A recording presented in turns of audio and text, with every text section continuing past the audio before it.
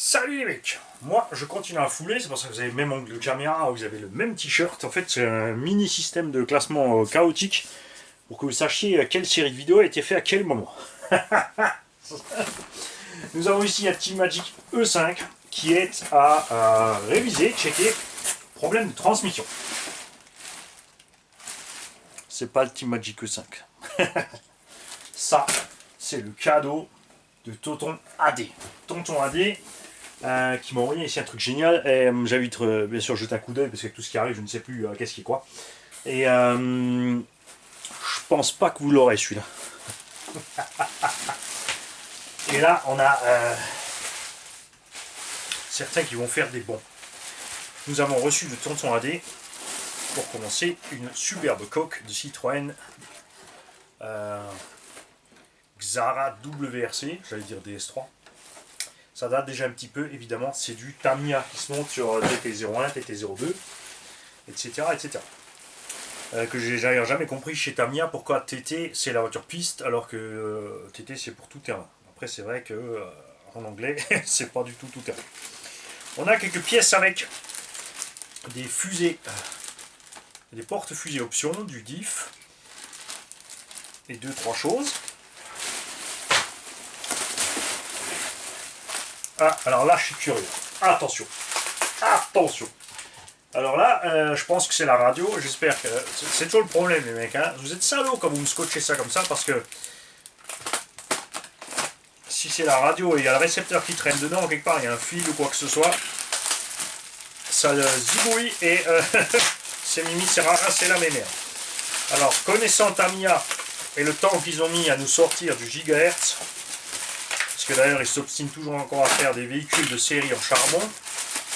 Alors qu'on aimerait des véhicules de série en brushless, 2400 carrés, ça marche très bien, ça marche 2 fois plus longtemps que les charbons à la même vitesse. Et on a encore une bonne vieille X-Spec. Donc ça c'est une radio qui nécessite un canne à pêche fixe. Après ça peut se convertir facilement. Hein. Si tu mets ton fil là et que tu vires les butées du potard, et ben tu as ton moulinet et tu peux donc aller pêcher la friture. Une fois mettre ça de côté, mais quoi? Et pour une fois, il ne le met pas à la dichette directe? Non, parce que ça va collector avec la machine. Puisqu'il y en a qui sont obstinés du collector, et moi j'aime bien progresser dans le temps. Et là, la raison pour laquelle j'ai pas envie de vous la filer, Subaru. Il y a la coque de la Subaru avec les jantes OZ Racing. Je ne sais pas si tonton il a roulé avec. On n'a pas la moindre rayure sur le museau. On n'a rien sur le toit. On a un châssis nickel, des pneus neufs. J'ai tendance à dire que ce machin n'a absolument jamais servi. Enfin, franchement, celle-là, je m'y attendais pas. Moi, j'ai juste regardé grosso merdo dans le sachet. On va enlever les clips de carreaux. Bouge pas. Ça, c'est l'autre obstination bizarre chez Tamiya. Ils veulent faire un peu de la maquette du machin. Il y a toujours les plots de carreaux avec les clips. Ce genre de carrosserie légère pourrait tenir sans problème avec des plots aimantés ou des velcro. Si tu mets une grande barre à gauche, à droite et que tu velcrotes ta carreau dessus, ici pareil sous le capot, bougera jamais. L'aileron. Là, il faudra que je regarde si c'est vraiment fait réalistique ça, si c'est vraiment l'aileron qu'ils avaient dessus en WRC. Moi, il me semble pas. Normalement, il y avait l'espèce de grosse double bananoïde qui servait d'aileron à Subaru, à voir selon les versions. Peinture, soit c'était un kit donc RTR qui a été livré comme ça complet, soit quand on a monté lui-même, a fait la peinture lui-même, à lui de nous le dire. Et là-dedans, on a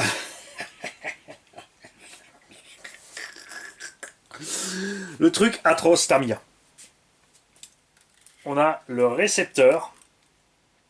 C'est en fait, ils ont voulu. Au tout début, on avait donc des récepteurs, des régulateurs de vitesse mécanique. On avait un cerveau, on avait un patin avec 6 plaquettes, une résistance, et tu pouvais rouler à 30% de la vitesse, à 60% de la vitesse, ou à donf. Les freins, c'était pareil, 30%, 60% à donf. Et ils ont commencé les premières unités globales, c'est-à-dire c'est un récepteur qui fait variateur en un seul. Ça s'appelait le CPR01. À cette époque-là, moi j'avais décroché parce que bon, je trouvais ça. Hein, il y avait du travail à faire là-dessus, c'est clair. Faudrait l'ouvrir pour voir si c'est bien. Bon, toute évidence, il n'y a pas un micro-servon dans les sliders, machin.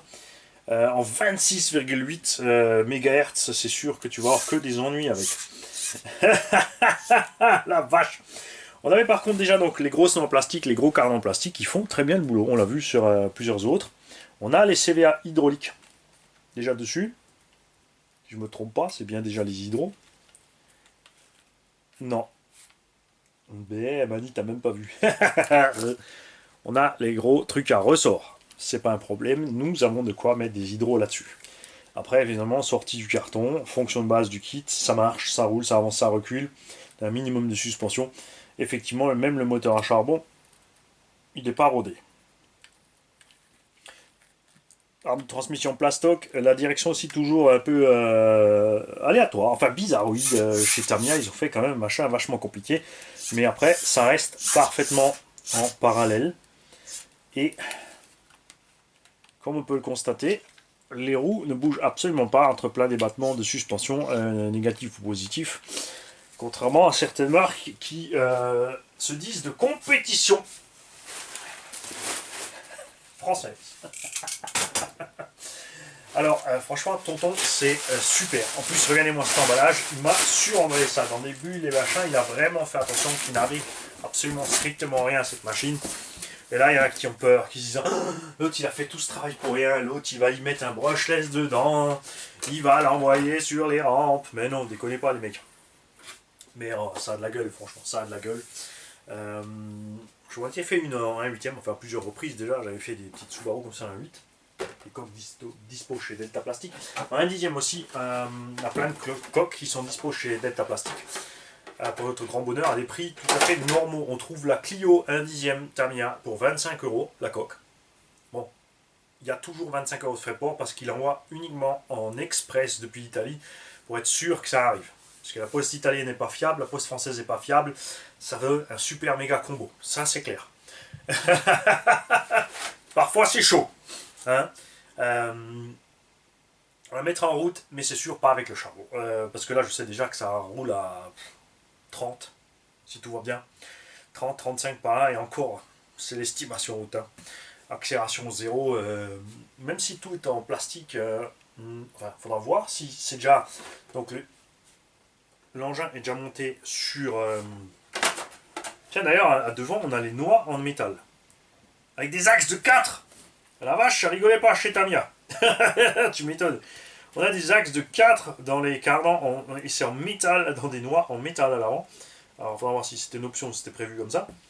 On checkera aussi si c'est monté sur roulement à billes. Évidemment, si c'est pas monté sur roulement à billes, il faudra d'abord monter le petit kit de roulement qui va bien.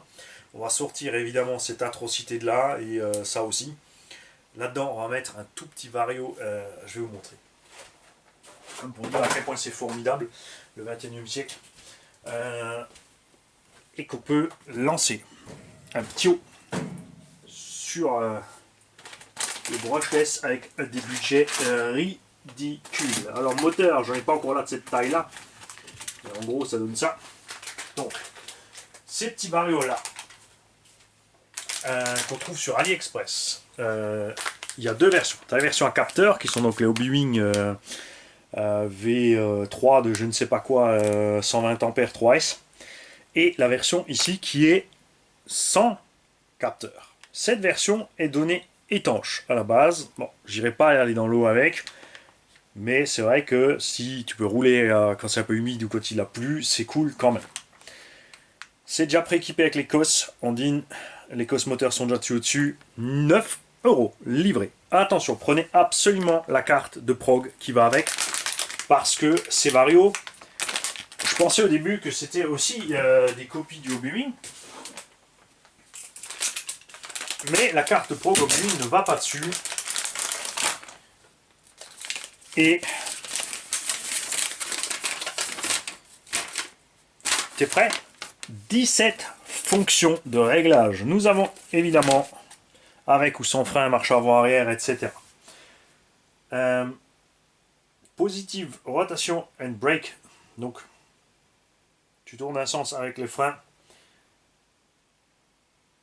Direct positive et négative inversion, positive belt, proportional brake.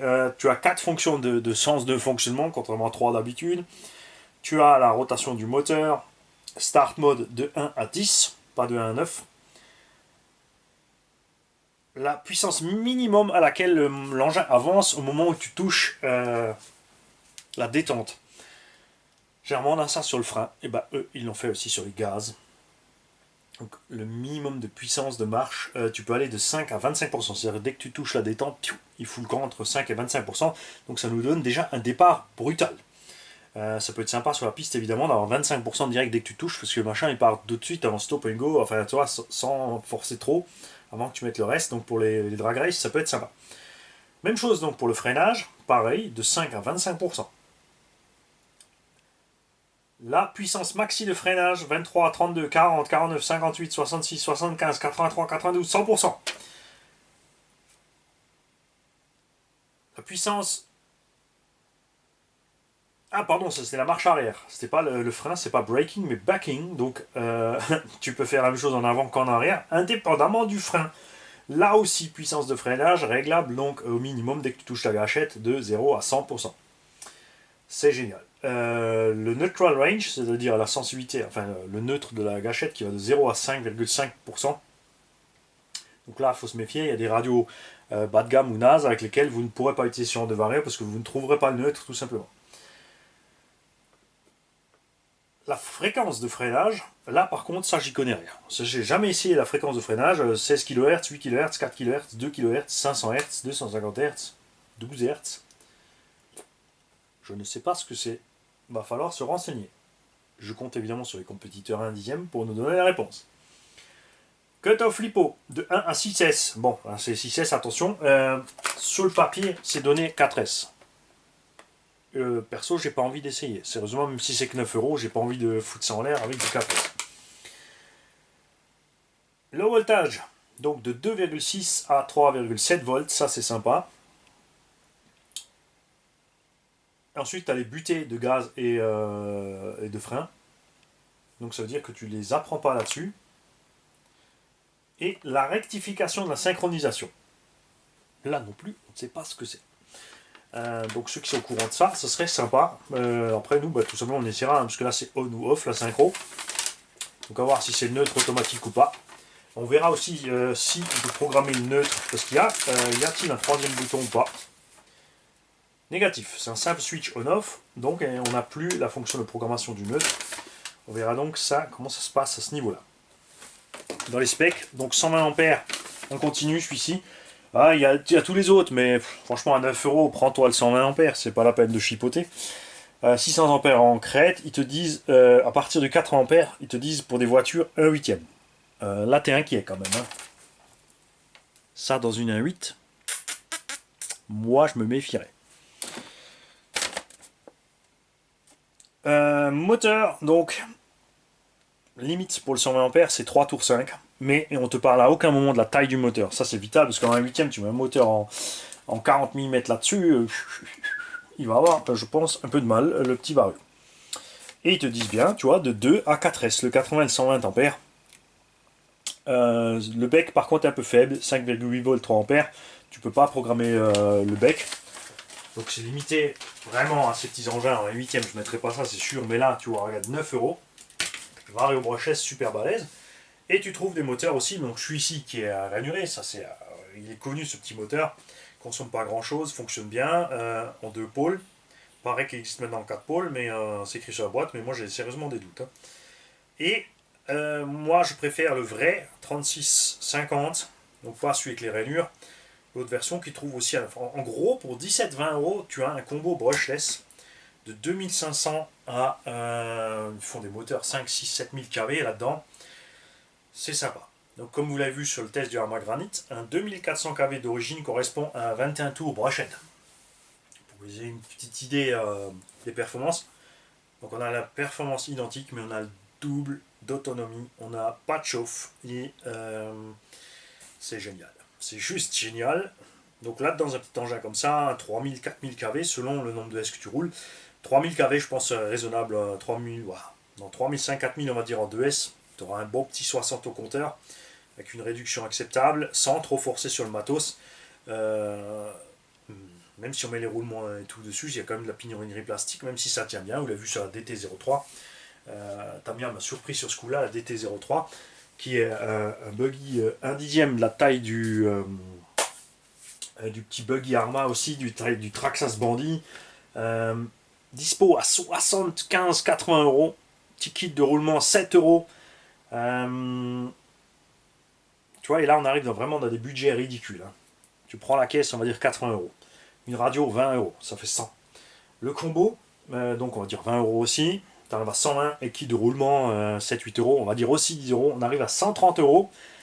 Un buggy 2 roues motrices, brushless, sur roulement. Tout ce qu'il faut, évidemment, c'est batterie et chargeur. Tu peux prendre un petit chargeur automatique, tu en as pour 10-15 euros. Tu peux prendre des batteries, là tu pars sur du 2S 4000 en 25-30C, ça suffit large. Tu en as pour entre 20 et 25 euros la batterie. Donc il y a moyen de faire un truc super performant pour un très petit budget. Pareil, après les pistes là, on les trouve entre 100 et 130 euros. Donc un peu plus cher parce qu'après c'est les versions 4x4. Mais il y a moyen de s'en tirer entre 160 on va dire et 200 euros. Un véhicule en état de fonctionnement avec batterie, chargeur, lipo. Je peux que vous conseiller d'acheter les kits et pas les RTR. Ça c'est des kits relativement faciles à monter. Les notices sont claires chez Tamiya, c'est de l'éprouver. Il ne faut pas grand chose en outillage, il te faut un tournevis cruciforme et un tout petit BTR pour le moteur. Et tu peux monter ton engin en entier. Les roues là sont pas encore collées, nous on va évidemment les coller. Fera gaffe, quoique si, ça tient bien dit. Ouais, on dirait que c'est collé quand même déjà. Évidemment, si tu dois coller les pneus, là, il faut faire gaffe avec les doigts et la cyano. C'est le seul point critique de ces kits. Tout le reste, c'est vraiment facile à faire. Je peux que vous encourager à faire parce que ça va vous aider. Si tu montes toi-même ta voiture, quand tu as un souci après, tu sais comment accéder à ce souci, comment le résoudre, parce que tu l'as monté toi-même. Tu n'es pas face à un engin que tu ne connais pas et dans l'inconnu pour démonter. C'est toujours plus simple de monter soi-même d'abord un engin si tu dois intervenir plus tard dessus. Donc nous, comme on va y mettre un petit brushless tranquille, pas trop balèze, mais on va donner à cet engin des performances dignes d'une vraie petite Subaru WRC. Après, évidemment, ramener à l'échelle, là aussi, sujet de polémique, si la vraie Sub, elle roule à 200, enfin 250, la WRC de série, avec le calculateur japonais aligné 250 km/h, en 1/10, ça nous ferait du 25. Le tout est de choisir, est-ce que la vitesse est relative ou la vitesse est à l'échelle. Mais à 25, ça fait vraiment, vraiment, vraiment pitié, je peux vous garantir. Donc moi, je préfère dire que la vitesse, il ne faut pas la mettre à l'échelle. 100, c'est 100, point barre. Donc, merci tonton, je vous souhaite à tous une belle journée, comme toujours. Tous ceux qui ont ce type de machine, et là je sais que c'est répondu le TT01, TT02, etc. Laissez-moi les coms. Si jamais certains d'entre vous font des collections et tombent malades parce que j'ai ici ce machin avec ce récepteur, machin, truc, muche, bidule et la radio qui va avec, que c'est pour lui absolument le must du collecteur, must-have, que Mani n'a pas le droit d'y toucher parce qu'il faut absolument laisser cette pauvre voiture pourrir sur l'étagère, bah tu mails. rcgarage68@gmail.com. Si tu penses qu'il est nécessaire de la sauver, ça ne veut pas dire que tu vas y arriver. Salut.